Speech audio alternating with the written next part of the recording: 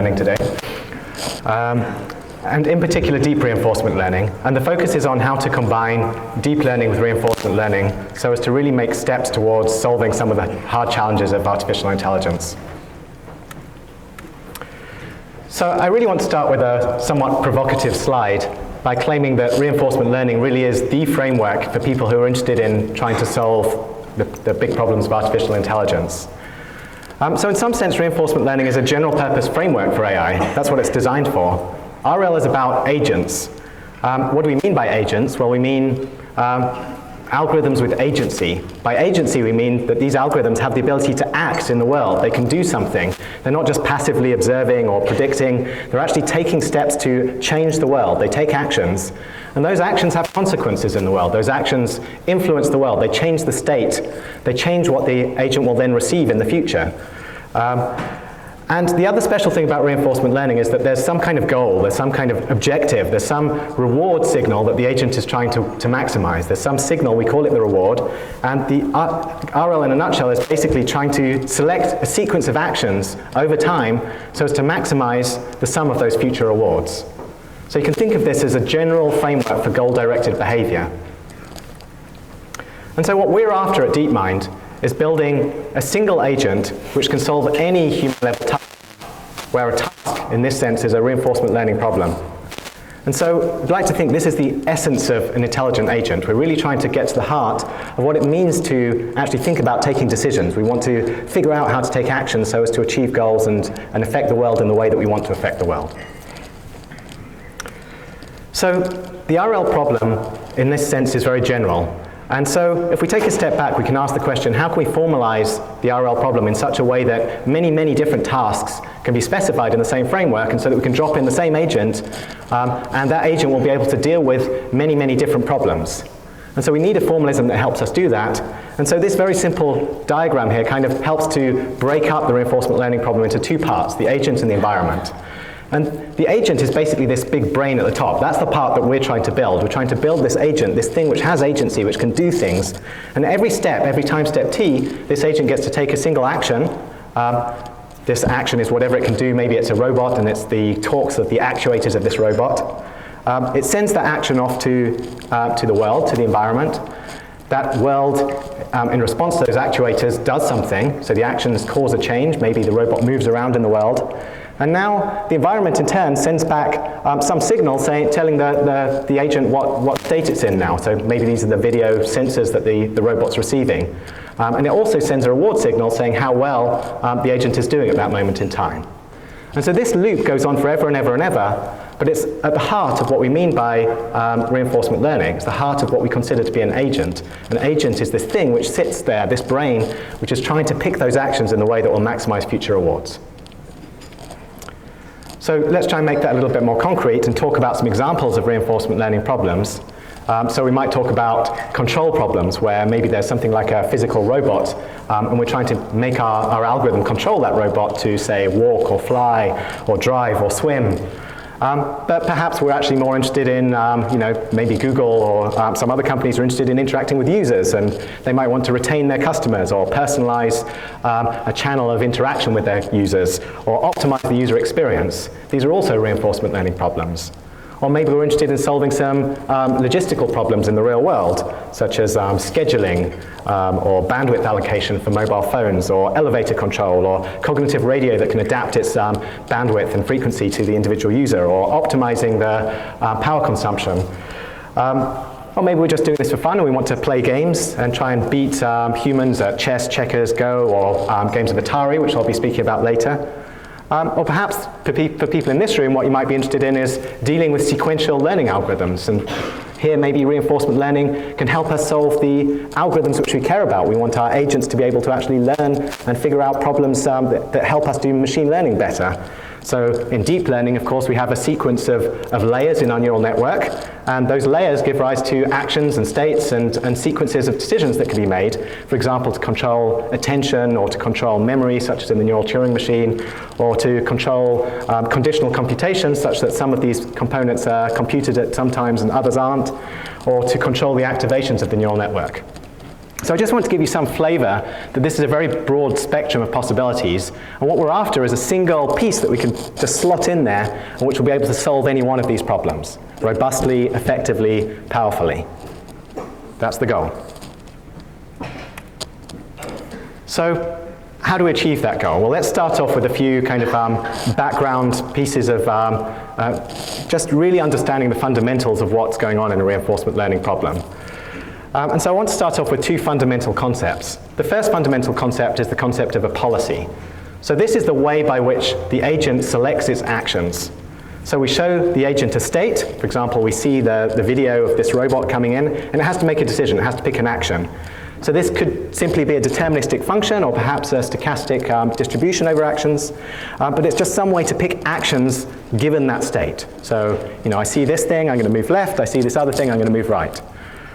And mapping from states to actions. The second fundamental concept is the concept of value. So the value function basically tells us how good a particular state or action is. We want to know if I'm in this particular state, or if I take this particular action, how much reward can I expect to get from that point onwards? And the value function tells us, it quantifies that into a single number. And so once we have the value function, we don't need to keep kind of looking ahead and doing further computations. We know at just a glance, we can look up our value function, we can say, aha, this Q function here, this Q, what does it tell us? It tells us that if I plug in a state S, and I plug in an action A, and I'm following some policy pi, it tells me how much reward I can expect to get from this point going off into the future, RT plus 1, plus RT plus 2, going all the way into the future, possibly discounted at each step into the future by some factor gamma per time step. So these are the two fundamental concepts that we're going to work with, policy and value. And so this leads to two distinct approaches to reinforcement learning, and we're going to deal with these in turn during this talk. The first approach is perhaps the most direct approach, which is known as policy-based reinforcement learning. And so in policy-based reinforcement learning, we try and directly search for the best policy. So we work in this space of policies. We have this policy here, this action given by some policy function pi. And now we're searching for the pi, for this function pi, which gives us the best performance. So what's the pi that actually gives us the most reward? Which pi will help the agent accumulate the most reward? And so if we find that policy, the optimal policy, we call it pi star. And this is the policy that achieves maximum future reward from every state. If we have that, we're done. We say the problem is solved. We know exactly the perfect action to take in every situation. But there's an alternative approach, and we call this approach value-based reinforcement learning. And in value-based RL, we try to estimate instead the optimal value function. So instead of optimizing in policy space, we optimize in value space. So we try to find the maximum value that's achievable by any policy. In other words, we're searching for the Q, which is the highest. We're searching for the maximum amount of total reward we can get from this point into the future.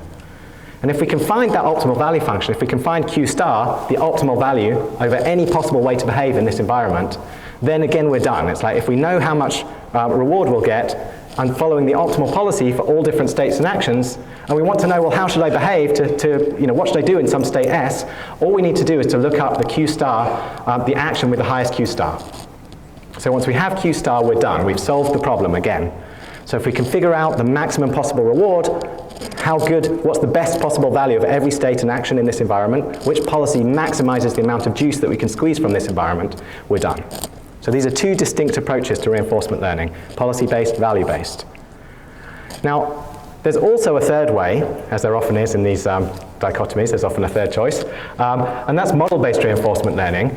And I don't want to confuse people too much at the moment, but I will come back to this at the end of the talk just briefly. And model-based reinforcement learning takes a very different approach, which instead of directly trying to find the best policy or the best value function, it instead tries to understand the environment. It builds a model of the environment, and once it knows how that environment works, it can use that environment to do look-ahead planning. So we'll come back to that at the end of the talk, but just bear that in your mind for now as a third possibility. Okay, so we'll start with value-based reinforcement learning. But before we do that, I just want to ask, the fundamental question of this talk is really, can we apply deep learning to reinforcement learning so as to solve these big problems of AI? We want this general purpose agent which can solve all of these different tasks, and we want to be able to have something which we just drop in and it can play one of 50 different Atari games. Or we want something which we can drop in and or work in one of 100 different robots. This is the goal. And so what we're going to use is try to leverage the power of deep learning, and we're going to use that in one of three ways, where we're going to use the deep network to either represent the value function, or to represent the policy, or, in the third part of the talk, to represent the model. And so the idea really, the main idea, is to just try and use all the things which you guys do all the time. Try to do deep learning end-to-end to optimize the value function or policy or model so as to actually solve rich and interesting sets of problems. And we'll do that simply by using stochastic gradient descent on a well-defined objective function, which tells us how good our value function or policy or model is. Okay, so let's start with value functions. So in order to understand and build up a proper objective function for value functions, we need to understand the nature of value functions. And so the main idea of value functions is that they can actually be unrolled recursively. And the way to understand this is that the value function basically tells you how much reward you're going to get from this point onwards. It's the expected sum of rewards from this point onwards, RT plus 1, RT plus 2, going all the way into the future. But of course that can be expressed recursively as the reward for the next step, followed by the value function from the successor state onwards. So we can always express the total reward by breaking it down into one step of reward plus the value function after that. And what we're going to see is we're going to use that idea time and again to actually gain us traction and be able to learn about value functions from just one step of interaction without having to wait until we've seen a complete trajectory of experience, which can be very noisy and high variance if you take that approach. So in the same way, the optimal value function, the most possible reward that we can get in this environment, that can also be unrolled recursively. And so this is called the Bellman optimality equation. And the idea is that the optimal value function, Q star, can be expressed as the optimal first action that you can take, the optimal reward, plus the maximum over the Q stars at the next step. So the way to understand this is if deductively we know the optimal value function in this domain, if we know the Q stars at S prime and A prime, if we know inductively how well we could do from the next step, all we need to do is to make the right first decision that maximizes the reward plus the maximum over these Q star values that we've measured at the next step. So that's the idea of the Bellman equation. It unrolls this idea of rewards over time recursively to give us this relationship. And once we have this, we can start to build solution algorithms. We can start to build methods that actually solve the value function and try to find the optimal value function. And so perhaps the best known family of methods for doing so are known as value iteration. And these algorithms solve the Bellman equation by an iterative update. So they start off with some maybe very poor estimate of the value function. Maybe we throw in our Q, we start off with some very poor Q values. And then, given those Q values, we plug them into the right-hand side of our Bellman equation to give us targets.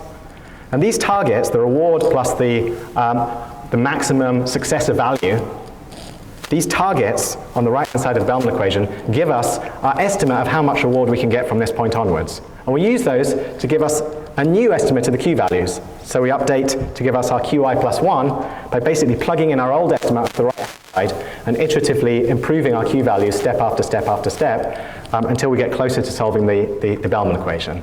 And this indeed converges on the real solution, finds us the true optimal values for this, for any problem in reinforcement learning. Now, of course, this is completely wildly impractical so far. At the moment, we're just talking about individual states and actions. We haven't talked about how to generalize to large spaces of states and actions. And so that's where we need to go. We want to be able to deal with really interesting problems, large state spaces, large action spaces. And the way that we do that is by exploiting neural networks. So we're going to represent the value function by a deep network. We're going to call this a Q network. And this Q network is basically going to estimate the value function for us. What we're going to do is we're going to plug a state and an action as inputs into the neural network, and we're going to ask this network to estimate the value function, to estimate how much reward we can get from that point onwards. And this network is going to be parameterized by some weights W. And so now we're able to generalize across a large space of possible states and actions. And we still want to apply our familiar ideas, try and solve for this Bellman equation. So how do we do that? Well, now, the main idea which has been used historically is basically optimizing for the mean squared error and the Q values. So the idea here is to take again this target that we saw in the Bellman equation, the right-hand side from the previous side. We're going to take these targets, the reward for one step plus the maximum successor value. So the reward over one step plus the best thing I can do from that point onwards. We treat that as a target, and we try and make our Q values as close as possible to that target. So basically just substitute in these target values into a standard supervised learning framework. We try to optimize for mean squared error, and we end up with a gradient, which is basically one of the best known algorithms in reinforcement learning, known as Q learning, where we update the weights of our Q network in the following way. We basically follow this gradient, we adjust the weights so, in the direction of this gradient, which is just the gradient of this mean squared error when we hold this target fixed. Okay, so there's just one problem with this approach. So this approach has been known for many years, and there have been some historical success stories of using approaches like this. Jerry Tessaro's TD gammon learned to play backgammon by self-play maybe 20 years ago now. Was able to go off and build a neural network which was strong enough to beat the world's strongest human players. However, the algorithm itself turned out to not be robust. In other words, for most other problems than backgammon, if you've dropped in this simple idea, it doesn't work. Why not? The algorithm oscillates, it diverges, it blows up. Everything is very, very unstable. And so unfortunately, this has given rise to this reputation of reinforcement learning as being something which is unstable, difficult to work with, deep learning doesn't work, everyone's stuck to supervised learning. And people kind of fled away from this idea that actually neural networks could be a powerful function approximator in the context of reinforcement learning. And so what we've tried to do is to address this. And the way to address this is to first understand and dissect the problem. Like, why is it that this naive approach to Q learning diverges? And so here I'm just identifying 3 fundamental reasons why things go wrong. The first reason is that the data is actually sequential. So when we're doing reinforcement learning, we're very far from the standard IID setting that we have in supervised learning or unsupervised learning. So the successive samples, if you imagine some robot and it's walking along, the state which it's in at one time step is extremely correlated to the state that it's in just 1 microsecond later. It's almost in the same state. So if you just try to learn naively from successive time steps, these correlations will kill you. The correlations just cause your algorithm to blow up. The second problem is that the policy is extremely sensitive to the Q values themselves. So what happens is reinforcement learning is an active process. The data of reinforcement learning is the experience that's being generated and accumulated by the agent itself while it's moving around in the world. And if it changes its Q values, it changes the way that it collects data. In other words, it might be that for one moment my Q values tell me to move left, and then I explore the world to my left, and then I just slightly change my Q values. All of a sudden, it looks better to go to the right, and now I always explore the world to my right, and suddenly the distribution of data that I'm seeing is dramatically different. And so this is very unlike supervised learning. We get these wild swings in the distribution of data that we see, and this causes oscillations and divergence in the algorithms. And the third problem, which is perhaps more familiar to other settings like supervised learning, is that the scale of the problem is hard to bound these values in advance. The scale of rewards and the Q values is unknown, and it may be the case that all of a sudden you see a much bigger reward than you're anticipating, and suddenly you get a very large value being backpropagated through your network, and the gradients suddenly explode, and things go very badly wrong. So what we introduced was a method known as DQN, Deep Q Networks, which is really a recipe for addressing these instabilities. And DQN provides a stable solution to these problems of value-based reinforcement learning. And the ideas are really quite straightforward, and I'm just going to try and explain them, at least in some detail, so you can kind of get to understand the real concepts. The first idea is and really it's a lot about trying to bring us back to the supervised setting, trying to get back to the setting where deep learning works most effectively. We want to get back to the setting where there's simply a clear objective function, we optimize for that objective function, and there's a clear gradient, and therefore everything works because we're just following the gradient. And so what we do is we actually introduce a method called experience replay. The idea of experience replay is to basically build a data set out of the agent's own experience and then sample randomly from that data set.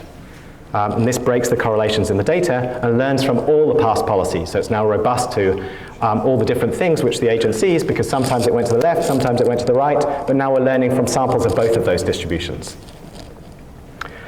The second idea which we introduce is to freeze the target Q network. So in other words, instead of every time we change our Q values, we're also changing the targets which we're learning from. This is a real problem in traditional reinforcement learning. We just freeze the targets for a while so that at any given moment in time, we're doing supervised learning towards those targets.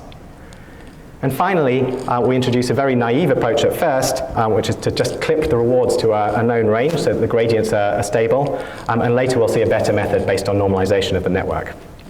And this gives robust gradients. So if we just kind of open this up one step further to get like one level more detail, I'm first of all going to talk about experience replay. So the idea here is to remove the correlations by building a data set from the agent's own experience. So every step the agent acts according to its current Q values. It has some Q values which it's estimating, it has its Q network. So in any state, it basically looks at the state, plugs it into its Q network, picks the action that maximizes its Q value, with a little bit of noise thrown in so that it doesn't get stuck on some greedy policy. But once it's generated that transition, it's generated a state, an action, a reward, a next state, we save that tuple of experience and we put that into a replay memory, and that replay memory becomes the data set that the agent is then going to learn from. And so every step now, the learning algorithm is really straightforward. It's just going to learn by sampling randomly from this data set, just as we do normally in supervised learning.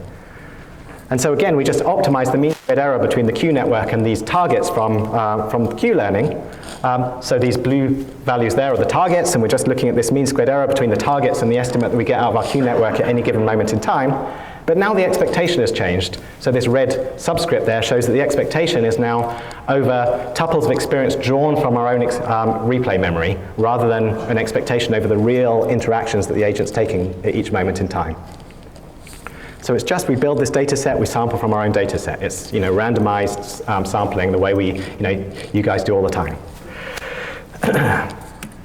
The second idea is to fix the target network. And so this is how we deal with these oscillations. We fix the parameters used in the Q-learning target. And the idea now is we keep two sets of weights. So basically we're going to have two Q networks with two different weight parameter vectors. And what we're going to do is we're basically going to compute the targets that we update our Q values towards. The targets which we're actually learning about, we'll freeze them for a while. We'll freeze them to some old fixed parameters, this W superscript minus, that's these old parameters. Those are just going to be held fixed for a while. And so for a while, what we're going to do is just learn as best we can about those fixed target values, just by supervised learning. So we're going to say, okay, let's fix that target. Let's learn the optimal value with respect to those target values. And then every now and then we'll just switch around our targets. We'll update, we'll refresh our target values by swapping in the parameters which we've just learned and putting those into the target values, putting those into the target network. So we do this periodically changeover. So for each iteration of the algorithm, we're just doing supervised learning towards a fixed target, but then the target changes every now and then. And this keeps things very stable. And the third point is just in the original DQN work, which I'm going to present first, we just clip the rewards to the range of -1 to +1, and this just guarantees that the Q values can't become too large and ensures that the gradients are well conditioned. So this does the trick. It stops us, the algorithm from blowing up, but we should note that this does have an impact, and the impact is that the agent can't tell the difference between small and large rewards. And so we'll deal with this better shortly. Okay. So let's actually apply this. Let's see if we can actually make this work, demonstrate that this idea really actually has some effect on real problems. And so we're going to go back to our familiar reinforcement learning setup, but now we're going to talk specifically about the Atari problem. So the Atari problem is a really fun setup. The idea is that we want to basically be able to play any of 50 different Atari games. So this is basically what we have is an emulator of the original Atari 2600 machine. And what we want to do is to be able to just, without knowing anything about the game, so there's some game which is this cartridge in the Atari machine, and we don't know anything about this game in advance. All we see is this screen. We literally see video input coming in at 60 hertz from this Atari emulator. And this is coming in, 210 by 160 RGB pixels coming into the agent. And we want to just deal with this stream of experience and pick an action effectively on the joystick. We've got one of 18 different actions about which way to move the joystick and whether or not to fire. We basically want to pick these actions so as to maximize the score that we get in Atari. So each of these games has some score signal that we've extracted. So this, in like Space Invaders here, you have some score. 1,660 is your score at this moment in time, having shot a few aliens and motherships and so forth. And we want to learn tabula rasa, without knowing anything about the game, how to perform as well as possible in any one of these different games. So you plug in a new cartridge. The baby sits in front of this Atari emulator, messes around with the joystick, sees what happens on the screen, and eventually figures out how to play really well at this game. That's the goal. So the way that we do that is by end-to-end learning of the Q network. So what we do is we plug in the pixels as the state. So we take a stack of the last 4 frames of pixels, and that becomes the input to the Q network. And the reason that we need more than one frame is because many of these games are partially observed. You find that there's all kinds of artifacts. Even in Space Invaders, the bullets flash on and off. In Pac-Man, the ghosts are flashing. We don't know how long since we ate the power pill. In certain games, you need a memory of what's happened in the previous screen. So we have this naive approach of a stack of the last 4 previous frames, which is sufficient for most of the games. And then we pass this through a convolutional network. So this convolutional network basically narrows down the input into a fully collected layer, and then we have basically 2 fully connected layers, and at the end we output Q values for all actions. So one forward pass of the network estimates Q values for all the different actions. It tells us how good would it be to move the joystick right, how good would it be to move the joystick left. And once we have this, we can then pick actions, because we just pick the action on the joystick that will give us the most Q value, which will give us the most reward. And the thing I want to stress for these results that I'm going to show is that we kept the network architecture and the hyperparameters fixed across all games here. So everything was kept completely fixed. It was the same algorithm, nothing changed. We just plugged it in, started from scratch. And what we see is that when we apply this DQN to the game of Atari, we find that actually this is the performance that we get in terms of the score relative to humans. So we had a human tester come in and sit down and play all of these games. And so 100% here means just as good as our human tester. And we see that actually in more than half of the games we're kind of basically doing as well or better than our human tester. And the grey bars here are basically the state of the art before we introduced this method. So we do quite well, but it's more fun to see something actually by looking at a demo. So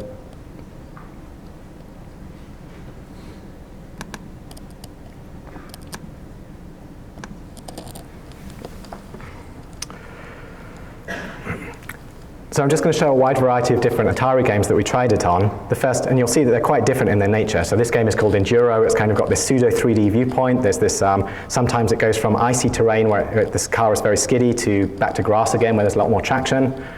This game called River Raid is a side-scrolling game where it has to kind of fly this fighter plane through this environment and pick up fuel, shoot all of the bad guys whilst avoiding certain things which it can't kill.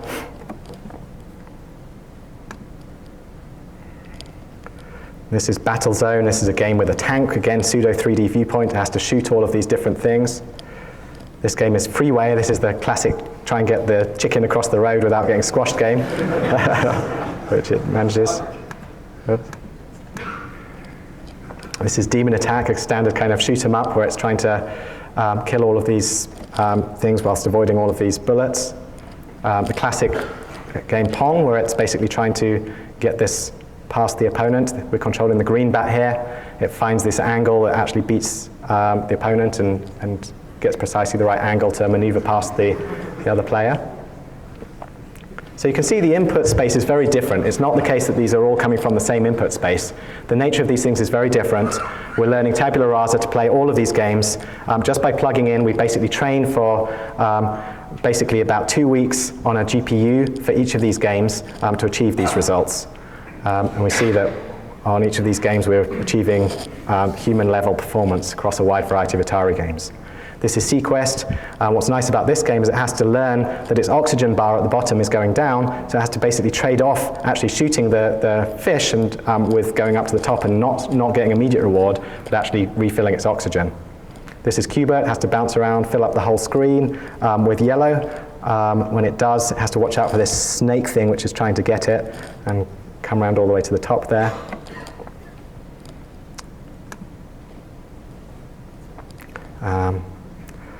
Asterix, another game. I'll just do these other ones quite quickly. Space Invaders, this is the classic game. So in Space Invaders, it learns this very human-like strategy of taking out the columns of aliens one by one, which gives it more time for these, if you do it in this way, it takes longer for the aliens to move down because they have further to go across the screen, and it's actually quite a nice strategy that it figures out. Okay, so a wide variety of different problems. And just to shoot the mothership here, I think. There we go.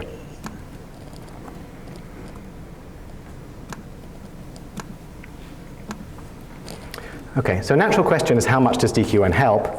So what we see is that if we start off with naive queue learning, then we add in the ingredients that we add in target queue, the fixed target queue, or the replay, that each of these components by itself makes a massive difference to performance. So it's not just an incremental difference. This is the difference between reinforcement learning not working and reinforcement learning working robustly. So you need these ingredients. They're necessary ingredients, and when you put these ingredients together, you have something which works out of the box across a wide variety of different reinforcement learning problems. You can see massive differences when you put these components together. So I mentioned earlier that we use this very unsatisfactory solution to the reward clipping. So in the Nature article, we just clip the rewards directly to between -1 and +1, but we've recently developed a better technique which basically normalizes the output of the range. So what we do is instead we make the neural network output a value which is in the good range. It's in the good range between -1 and +1, and what we do is we take that network which is in the good range and we scale it and we transform it into a new, into the range that we desire. So we basically take this output in the value -1 to +1, and then we're going to scale it to the real Q values that we care about. And by doing this, we absolutely guarantee that the gradients which we backpropagate are well controlled. And so how do we actually do this? Well, the trick is that now you've got this scaling parameter which we can pick freely, but what we do is the final linear layer, every time we increase the scaling, if we stretch our scaling wider, we have to adjust our final linear layer by shrinking that in. So the actual Q values aren't changed each time we modify our stretching parameters. And this guarantees that the neural network is well behaved, it normalizes everything to the good values, and means that all the gradients are always reasonable.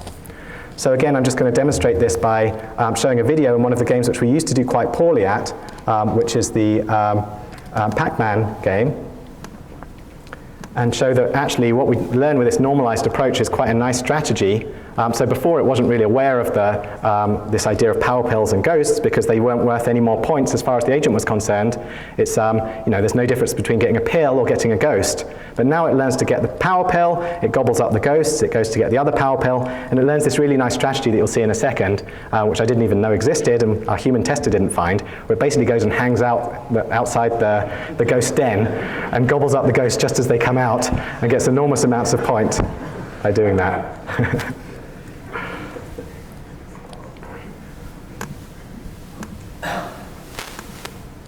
Okay. So I just wanted to talk briefly about some recent work where we scaled this up. So at Google we have access to large-scale computing resources, and we wanted to know if we could actually scale up DQN.